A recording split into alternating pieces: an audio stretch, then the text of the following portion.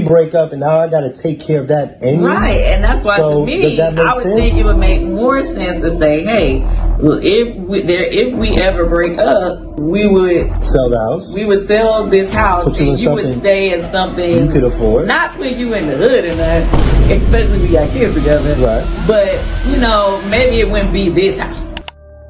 Well, it could have been a scheme that Todd set up for him to come to you with the bush. Look, if we break up and I still have to take care of everything anyway, that's wild, right? And honestly, that's why it would make more sense to say, if we ever split, we sell the house and you stay somewhere comfortable, not the hood, especially since we have kids together. Maybe it wouldn't be this house, but you'd still be good. But now it's starting to look like Todd had a whole plan cooking from the start, and he really came to Kandi with some serious nonsense. And child, who would have thought Mama Joyce was actually right this whole time about... I don't think Todd's worried about Kandi being fair. I feel like he wants to pound his chest a little bit because he's read the jokes. Damn. We'll say this. We watched that scene right before their wedding where she said, I've told you from jump, I've never wavered that I wanted a prenup. Why are you feigning confusion now? He hemmed and hawed, called his lawyer. His lawyer didn't pick up. She calls her lawyer immediately picks up. And in the midst of a conversation, it's revealed that he had misled his counsel to not realize that she was already splitting their assets together with any joint ventures.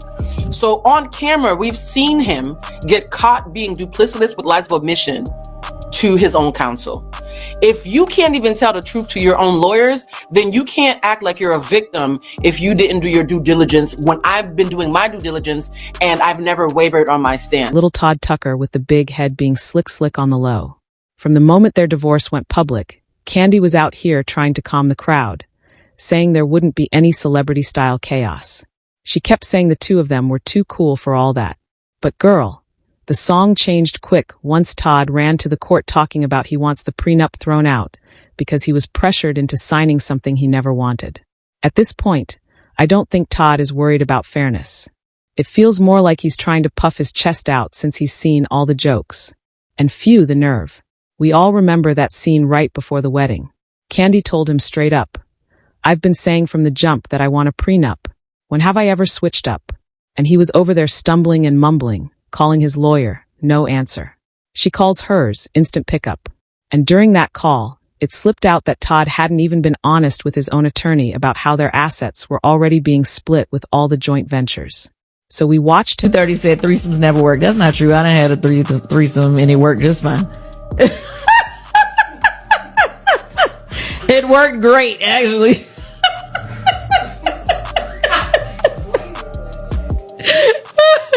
Anyway, I feel like it's the communication. This little pussy's just hot. It is. What are you talking about? I'm just saying it's the communication on it all. But I think that would you him on camera getting caught hiding details from the very people defending him.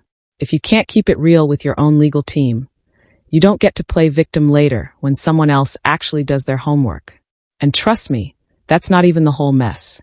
Because now it's looking like Todd had this entire strategy mapped out in case they ever divorce. Everything else we've done together. Right. Which I thought we was always doing so together, and then you tried to cut me out. I create a lot of things that I don't care that I don't get credit for. Okay. Anything I create, Kandi, da-da-da-da. So you want... I do not really some weird words. But that's the way it feels. Divorced. He's suddenly claiming he was the primary caretaker of the kids, with receipts.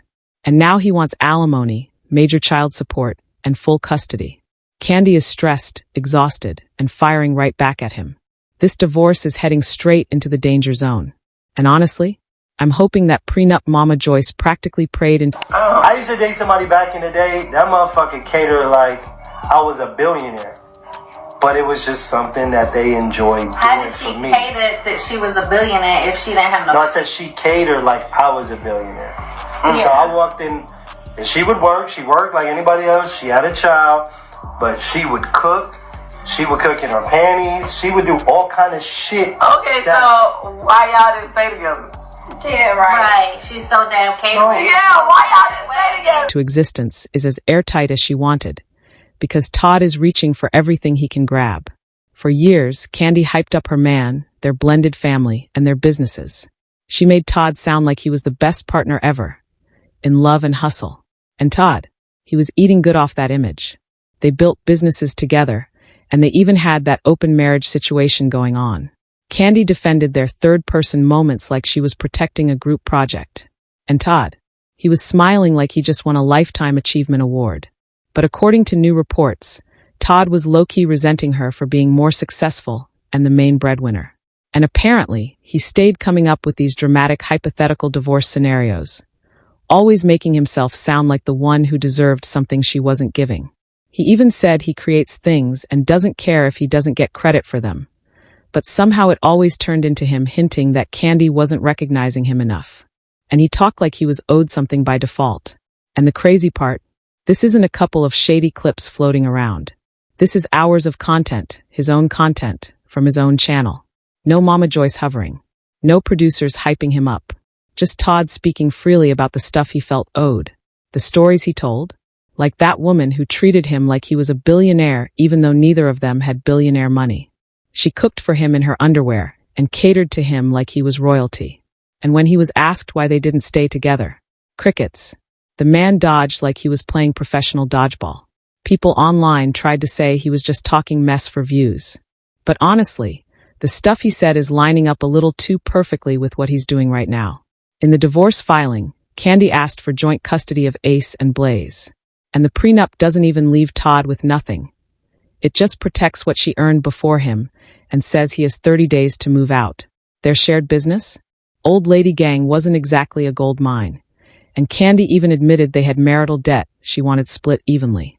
Then on November 26, 2025, right before Thanksgiving, Todd finally responded. He wants full custody because the kids stay with him when Kandi works out of state. He even said she's a good mom.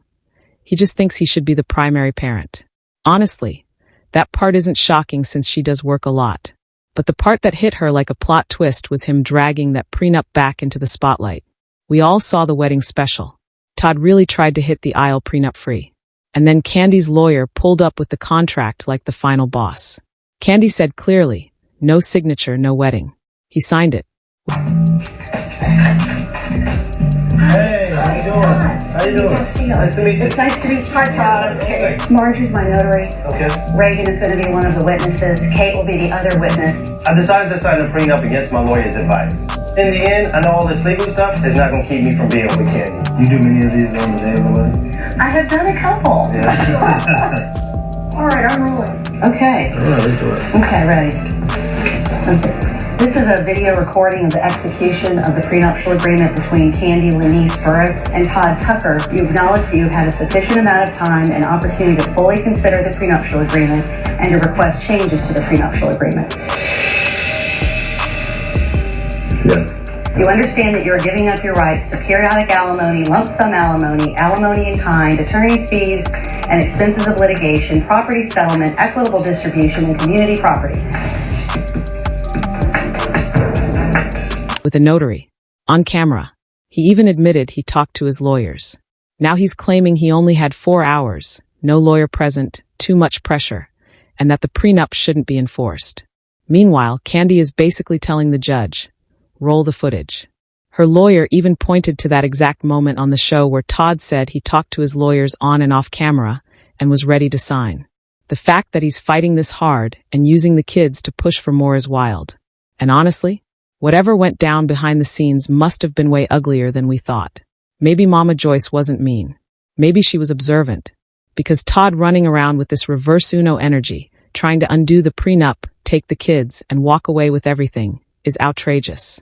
Especially when Kandi defended him through cheating rumors, shade from the cast, her mother, Aunt Portia Phaedra, the whole world really. And this is how he chooses to end things. People have been calling him an opportunist from day one. Mama Joyce may have sounded dramatic, but she wasn't blind. So what y'all think? Did Todd actually plan all this from way back? Or is the internet exaggerating again? Let me know in the comments, hit that like button, and make sure you subscribe. I'll catch you in the next video.